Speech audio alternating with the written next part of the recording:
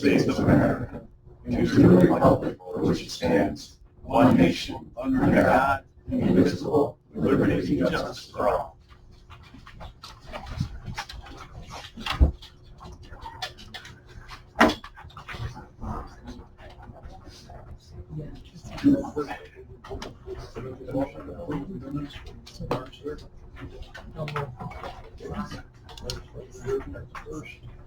I'll second. Moving on to resolutions.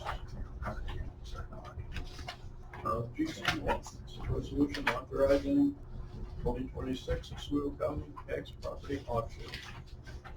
This will be commencing on about May 19th, 2026, and ending on about June 16th, 2026. Yep, this, it's that time of year. Every year. Okay.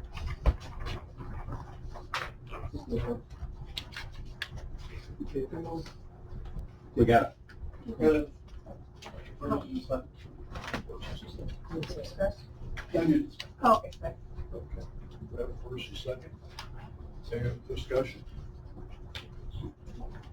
Can you tell me what the column with the numbers you're proposing is 220, 210, 270, 322, all of those classifications? Oh, that's just, this is, it's, the tax structure. So what kind of properties are single family home? Right, doesn't mean anything else. Okay, no, Yep, so where would I find the classification? Where would I find it? I can send you a list of them. Oh, pretty good, thank you. And just to say that, this is an average year. I was kind of surprised. And we'll probably have a buyback resolution come forward with it before the auction. So, just going through the normal rights to sell the properties, and then, we'll do the buyback, resolution as well, and then, we'll go from there, phone calls and, like, yes. Can the owner buy back his own property? At the auction, Yeah. from tax deductible, that's where the start point is. Okay. There were a few that did not sell last year. Yep. I know one in particular, and it's not on here. Are there, one in Glasgow on County 62 that they were tearing down. I noticed it's not here. Then I can look that up separately. But if it's 2 years and if they don't sell, we can actually do what we want. It doesn't include, we don't have to worry about the surplus issue with the Supreme Court. So, I'll let you know. yeah, let me know, because it said somebody could came in and paid the tax. Anybody could pay anybody's taxes. So maybe somebody could have paid that up. Okay, any other questions? All in favor? Aye. Anybody opposed? GC2, resolution pursuant to section 206 of county law, changing legislative office building hours for the month of June, July, and August. The summer hours will be from 8:30 a.m. to 4 p.m. I make a motion to move this forward. Second. First and a second. Any discussion? Yes. Why only in the summer? We often ask the treasurer. Really, it's just something that, we actually will only do 2 months prior, years back, and then we extended it to 3. No, unless Rich understands, 20-some years. So it's not just for a few years for people to be out. And really, it does make more sense since you gave me the lead in to do it during winter time, because when your employees are on the road, you really want them during the sunshine, not, it seems to be weather related to that. So, but because of the Constitution, we have to go to 5, we have to do this, the state constitution. Any other questions? All in favor? Aye. Anybody opposed? Thank you. GC3, it's a resolution fixing a time and place for a public hearing relative to proposed county of Oswego local law 4, of the year 2026, and take the vote to law providing for the partial tax exemption for certain real property owned by persons 65 years of age or older.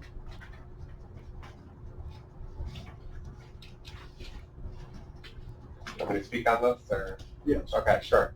So this is, if you recall, back in February, I gave a little presentation on the new state law change that allowed for a sliding scale that would get a greater benefit to lower income seniors. This is what changes that in our local law and allows for up to 65% reduction in assessed value for low-income seniors. At the same time, I thought it was a good idea to also update the income scale to match kind of cost of living adjustments since 2019, since that was the last time that we established what the income scales were. So that's in the local law of what the scale is on I believe the very first page, or first page into the second page.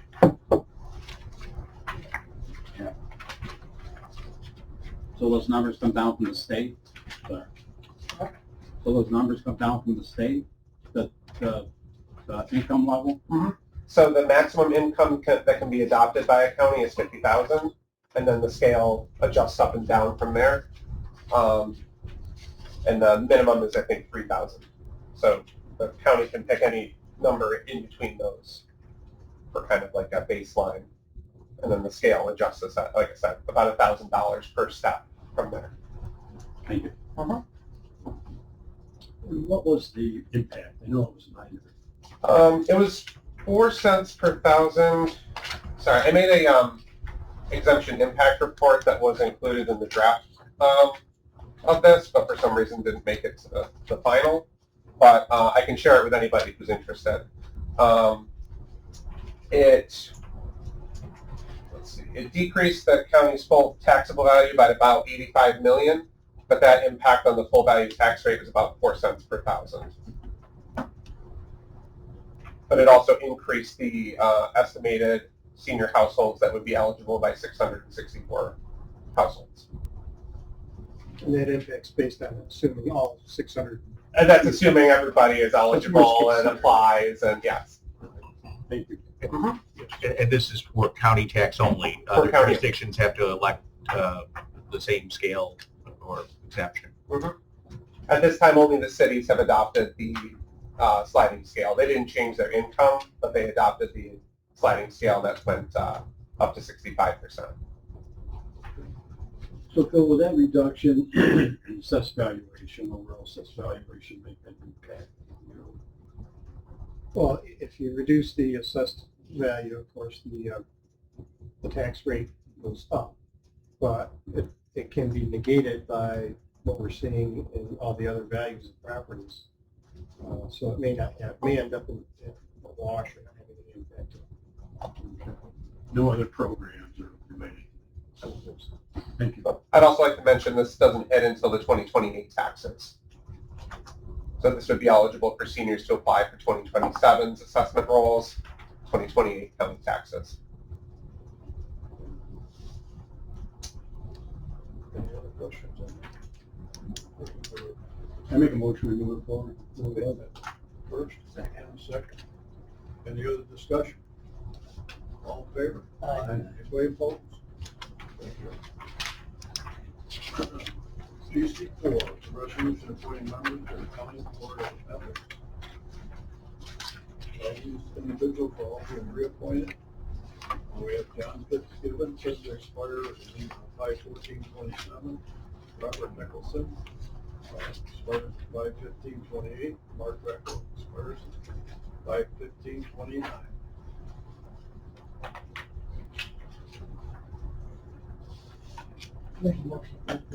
Okay, have a first and a second. Second. Any discussion? Yes. So I have an issue with it.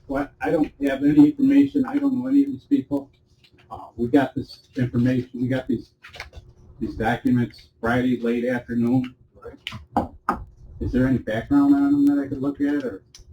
Well, I don't think we have any in here, but they've all gone through all their background check before. I mean, we're just renewing their appointments. So they're already there, right? They're there, they've been there. Mr. Chairman, I would clarify that, John Fitzgibbons has been on the board for many years. Judge Nicholson's been on the board for many years. Mark Greco would be new to the board. Two of the people on the board cannot be public officials. Kevin Gardner was on the board, but now Mr. Fitzgibbons is also a counselor. So that's the reason there's a change. Yes, So what are the qualifications for being on the board? to tell you the truth, I'm not sure. Rich, Well, what are the quals for being, what are the, two individuals cannot be public officials. They have to be Well, what are the residents of the county. What are the qualifications? How are they selected? We can get you a copy of the local law. I can't remember if it's supposed to be bipartisan representation, but no more than one can be a public official. So it's under the local law from 1990. I'd have to go take a look. I can get you that.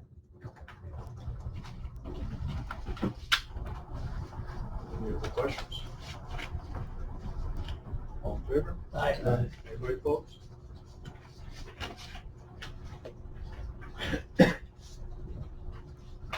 Next up, we have a bid on procurement of consumers of premises equipment, shop cable, and inside wiring. Ken, would you like to explain? Yes, I apologize, the packet had a slightly outdated bid report in it. I actually got the correct one for purchasing this morning. Essentially what it was is they put out 3 separate pieces all in one bid report. We had 3 respondents. The 3 different pieces had to do with, this is again for the broadband project. The first one had to do with Wi-Fi equipment. The second one had to do with the outside equipment that goes up to the house. And then the third one had to do with the equipment inside the house. On the 3 respondents, we had one company that responded on only the inside. The other 2 did not. So that equipment is for a company called Agumi, A-G-U-M-I. They're out of Ithaca. That was for $36,797.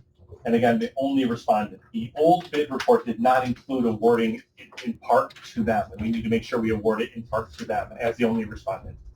The second piece, which is the drop cable, transitional housing, and inside wiring, so essentially from your wall to your router. That we had 2 respondents. One was a company called Kelly and Hayes Electric Supply out of Wisconsin. Is that a real place? Okay, Wisconsin, New York. They were $96,000 and some change, and Graybar out of Syracuse was $52,000 and some change. So we're looking to award that portion, the drop cable, transitional housing, and inside wiring, to Graybar. The third piece, the Wi-Fi router, nobody responded. So we're going to rework that a little bit and put it back out to bid, and you should see that for next month, assuming somebody comes back on that. So the request, is to award in part to the ONT, to a company called Agumi, A-G-U-M-I, and the other part, drop cable, transitional housing, and inside wiring, to Graybar Electrical Company. And again, quick reminder, this is all fully, completely reimbursed through the broadband project grant. So no local share. Motion, Second. second. Tim explained it. Any discussion? Yeah, so I know there's questions about the timing of having this, and it's reimbursable. Is there any limitation on that reimbursement if you don't make that? Oh yeah, completely. If the project is not completed in time, there will be no reimbursements after December 31st. Everything has to be completed by December 31st. Now this is the portion that it follows what happens on the poles. So once the poles are all constructed, completed, wires there, then you start hooking up the homes. This is the equipment needed to hook up the individual homes. And as you look out through that time, are you feel comfortable that this will happen in time? Yes, absolutely. As comfortable as we can be where we are today, and I'll get more updates when I get to my status. Unless you want it now, I can do it now. But yes, in fact, we had our first reimbursement request of $5.1 million went in last Monday. So I'll give a little further update if I could at that point. But yes, I do. Thank you. Maybe it's redundant, but is this money that you're appropriating that covers the whole project of the drops? Yes, correct. That's correct. This is everything we need in order to hook up all the homes that we expect to hook up as And if part of it this project. goes, you don't expect it to go over? No, we did an estimate based on industry standard, the number of people who will select it. We don't buy it for 100% of the homes that it goes by. The grant requires you to use a reasonable estimate based on however many homes they're typically see. You know, if you go buy 30 homes, 16 will select. So we use that ratio to determine how much to buy. Perfect. Thank you. Any other questions? All in favor? Aye. Any opposed? Thanks. Next we'll go to voting department, county clerk's office, Matt. Clerk apologizes, he's on the road today, so he's not here to meet with the committee. Just a couple quick updates. We're still in the process of transitioning at DMV from the old license system to the new drives program. Kelsey, who is the deputy there, has been fantastic as far as getting the staff up to speed. Right now, I think we're just ironing out some of the financial details. We started doing ACH payments to the state prior to this move. However, it's been a little cumbersome as far as the reconciliations are every day, but I think they're finding their way. In the clerk's office, not much to report. We're beta testing a batch verification process on our records. I think this is the precursor to looking at using some AI tools in order to make us more efficient and more accurate. But we're in the infant stages of it right now. So that's really all I have to report. Thank you. Okay, thank you. Anybody else have any questions? Thanks for that. Next up, we have the strategic initiative. Okay. Quick update on ARPA closeouts. This is, again, as you remember, the external ARPA. There were 96 of these awarded. We have 15 that are still working to be completed. I'm going to read the list of 15 just so you know who they are. There's Liberty Resources, the Oswego County Fair, Oswego Minor Hockey, Oswego Renaissance Association, Redfield Snowmobile Club, Route 3 Recreation, Rural Ministries Barn, Salvation Army, Southern Fair Restaurant, Town of Granby, Town of Hannibal Park, and Town of Richland. This last month, we closed out the Town of Mexico, Fulton Community Basketball, both Drupal projects, and the Integrated Community Planning Project. So we do expect that, again, on the 15 that aren't completed yet, we're in pretty constant communication with all 15 of them. We fully believe they will all be completed. Some of them are done. We're waiting on some administrative paperwork things. And then there are another, like I said, 16 that are completed that we are closing out. We're averaging between 4 and 5 a month to close them out. Do we have any other questions? Any trouble that you're aware of? None of those 15. We still have the one that we've talked about a few times that is we're dealing with. But no, none of the 15 that we are still working with we expect will be a problem. We did have a slight overpayment on one that did reimburse that money this month, $800, $1,200, the Town Hannibal project. But no, we expect everything else to be right now. Thank you. Anything else on ARPA? All right, then a quick update on broadband. So this month, since I last spoke with you, there's been a ton of moving parts. We did finally get some formal documentation from the state authorizing. We talked about the rescoping, as we call it, from the project that we originally expected to do about 2 years ago to the project that is actually going to be completed in time to get fully reimbursed. We've really worked with them strategically to put together a phased approach where everything that we do by the end of this year sets us up strategically to be able to finish the project, so to speak, when additional funds come available. And we expect that they will. In fact, if you just saw the state earmarked a substantial amount of money for broadband for future projects. So we anticipate that, especially working with the office that will be giving out those grants, to come up with that phased approach. So again, this first approach is really that backbone. This is the loop that we can build that thing off of in the future, 106-mile loop, serve somewhere around 4,000 homes. So that's what we're looking to complete by the end of this year. We, like I said, have spent about $7 million so far in this project, and we are requesting our first reimbursement of 5.1 from the state on Monday, or last Monday. We anticipate about 4 to 6 week turnaround for reimbursement, although thankfully they did work with us to make sure there's not going to be any back and forth on the actual reimbursement request. Anybody's done those before, but you put the wrong dot in the wrong place and they throw the whole thing back to you again. They could take another month to review. So thankfully they worked with us to actually fill it out ahead of time, which I appreciate from the state for that. So we anticipate that money will come in, which is good because we are, as you can imagine, spending money pretty quickly. But we do believe that we have enough between the bonded funds and the ARPA funds that we will be able to kind of spend, and then that reimbursement will hit and we'll spend, and then the next reimbursement we'll spend, and that's our plan to go through this. We did not, it's a $30 million project, and we bonded for eight. So you can imagine, it's really important when we get those reimbursement requests, so we are working on that very well. I want to give a lot of credit to Kyle in my office. He lives and breathes this and is doing an incredible job. Thank you. Next up, we have, One more. oh, go ahead. I know it's not a priority, but can you update us on the Wi-Fi portion of this? Sure. The wireless? That's a great question. And originally, when we first went through this, and I'm familiar, especially some folks who maybe weren't here, it's 2 years ago, but the way that we did this whole project was the FCC, the federal office, determined that there were a number of homes that were seen as unserved or underserved. And that was, we counted them all, they were called BEAD eligible homes. We got those addresses, and that's what allowed us to apply for funds to serve those individuals.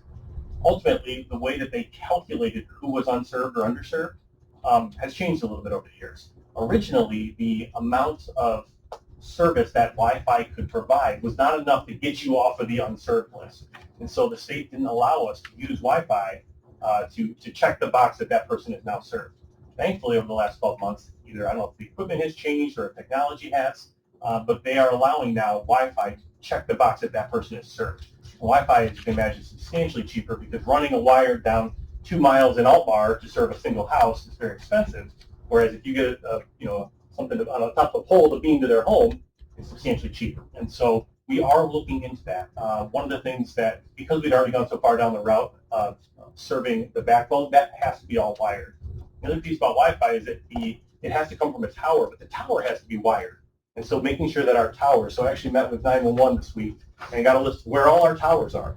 And the thought would be that if we can get these towers wired up with our broadband project, we could then down in phase 2 start to really hit some of those more rural areas that we couldn't otherwise. So it is actively working. I mean, it's a great option. Wish it had been there when we first started drawing up the project, but late is better than never, I guess. But yes, it is moving forward. Great, thank Thank you. Any other questions? you. So you think this Wi-Fi beam to their house is gonna, I mean, I have a hard time with Wi-Fi in my house. And it's wired right to my remote. Well, the good news is in the city of Oswego, you will not have to worry about Wi-Fi. The entire city will be built out with cable to your home. So that's encouraging there. The more rural areas, like I said, that's a much less option. Now, they do have a lot less interference as well, if you think about it. So that may be helpful.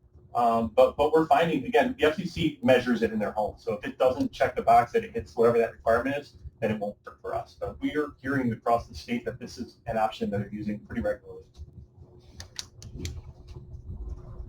I have Wi-Fi in my house.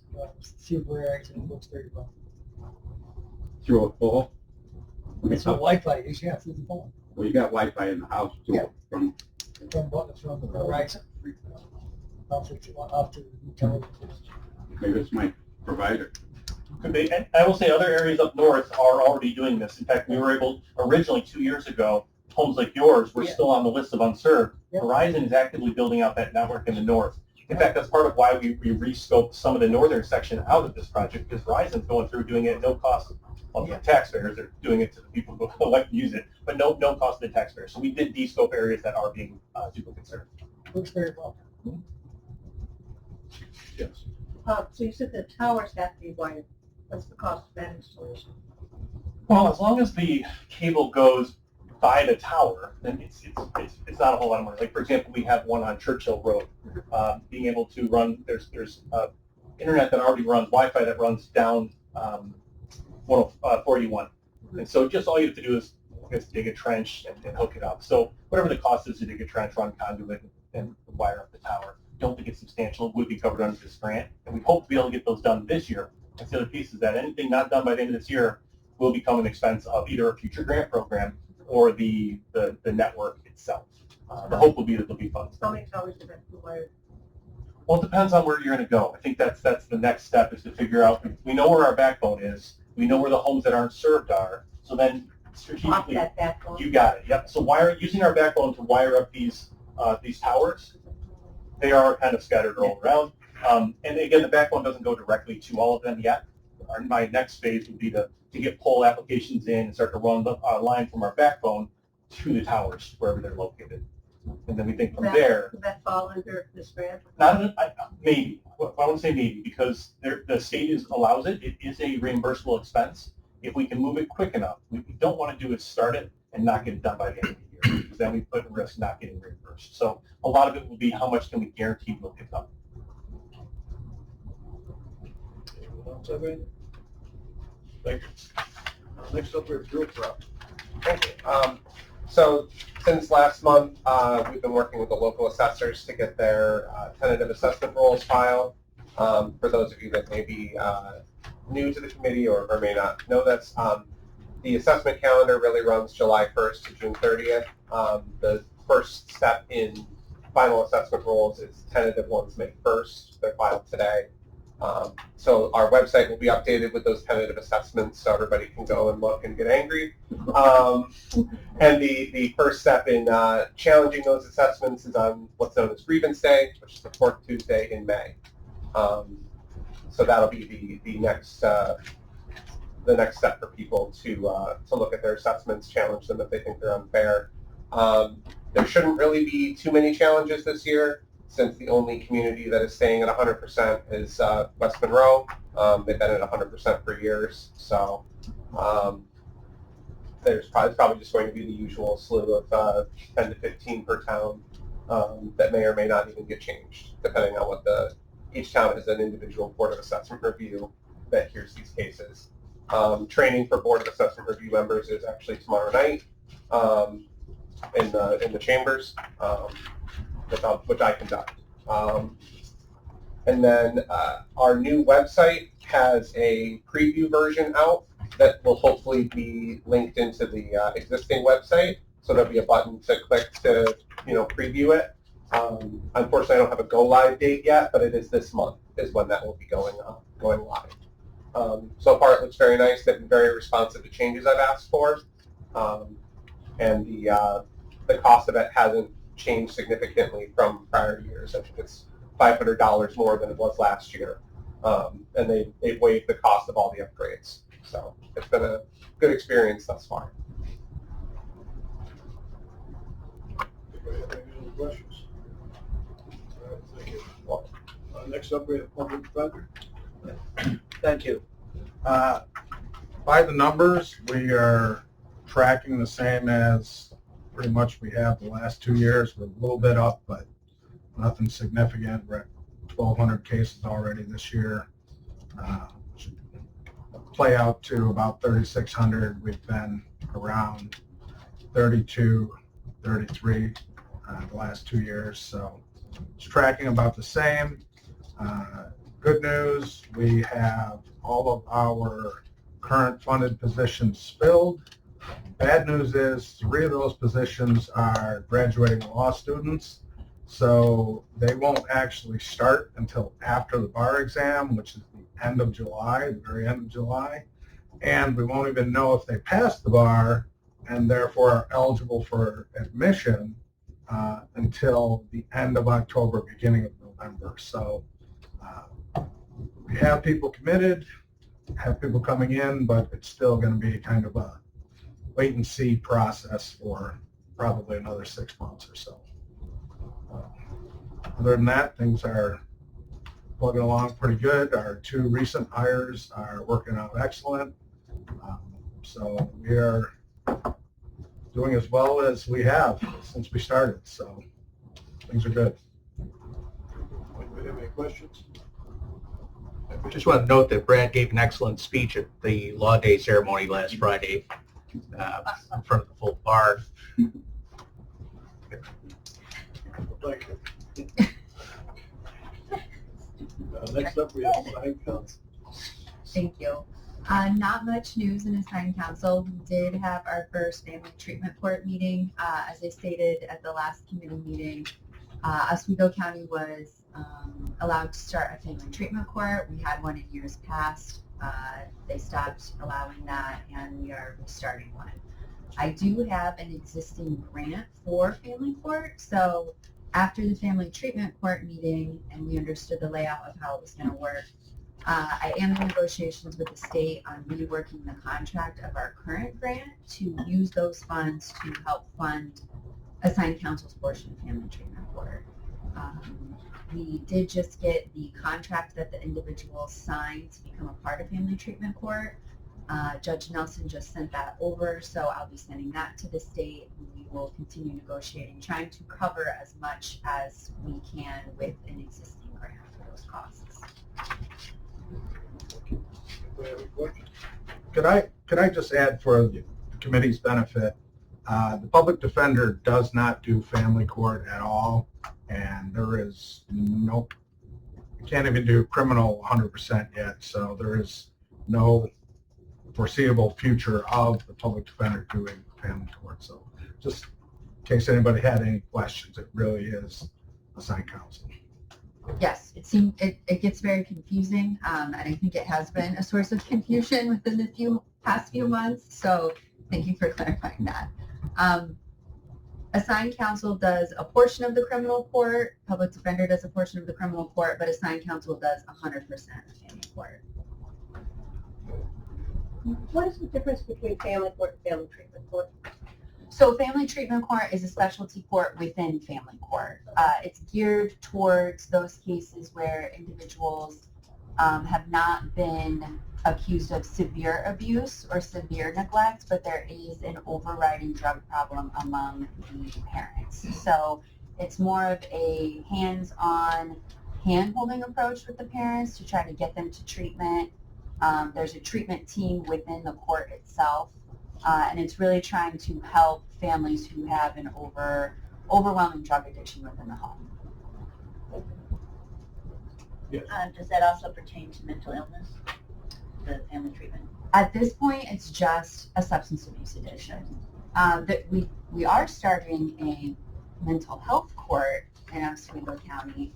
That's pertaining to criminal matters, though, and the public defender will be handling that. So I may have missed it, we may have touched on it, but looking at the budget, we're expensed 72%. We had more money coming, you say? Yes. So I always plan conservatively with the grants, and I'm hoping that we're going to receive more money from the grants than what we originally budgeted for. And with that, there will be a budget modification. I'm anticipating probably in August or September where I'm moving money from the different grant lines into the legal fund. So it would be no county cost. Now, I'm not saying that I won't have to come back and ask for county money later on in the year, but my hope is that late summer, early fall, I'll be able to move money within the grant lines. Mm-hmm. Anyone else? Thank you. Next up, we have the board elections. Independent positions are out circulating right now. There's the end of the month, I think the 19th, 30th, 31st. The 26th. 26th last time, which does bring us over Memorial Weekend, but we're not going to be open on Memorial Day. We're doing the ballot right now for the primary. It is a lengthy ballot, a very large primary this year. Primary races. Yeah. I was out of the office for a little bit, but I don't think we're going to have to go to a 2-page. I'm going to look at when I get there. Matt knows tomorrow. We have, I think, 97 petitions for designating for 123 candidates, 8 primary races, most of them Democratic. We'll have 1 poll site open for early voting. It will be at our office. The Barclay site won't be open. Ballots, we expect ballots to start going out on Friday. All of the military and federal ballots will go out. The rest of the absentee ballots will start to flood out probably not late next week. List maintenance activities are still happening, so things like if your constituents are getting voter check cards, mail check cards in their mailboxes, and they think information is wrong, or they've been getting them for 18 years for their children who are now adults and living elsewhere, they should stick those in the mailbox and send them back, please. That's how we know. We can't take people off the voter rolls based on a phone call. But yeah, we did budget for a 2-page ballot for both elections. I don't think the general could be a different story, but as for the primary, I think we're going to finalize it today when I we should be able to. We'll be front and back. It is lengthy, but hopefully we won't have to go to that second page. But we did budget, so we do have the money in for that. That was good news. Anybody else have any other questions? Thank you. Next one, motion for executive session. Mr. Chairman, that would be for proposed or pending litigation concerning Child Victims Act cases and tax surplus cases. So moved. First and second, all in favor?